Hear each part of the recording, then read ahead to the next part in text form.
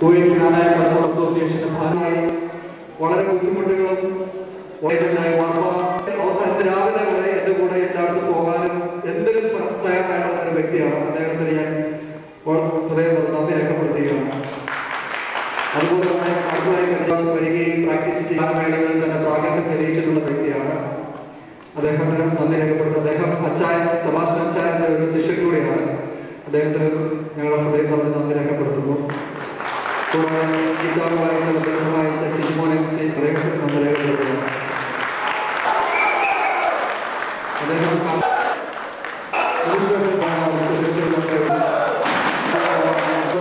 വരാൻ സാധിക്കാറുണ്ട്. എല്ലാവരും സ്മരിക്കുകയാണ്. ആദ്യ അവസാനം എല്ലാവരും പ്രോത്സാഹനം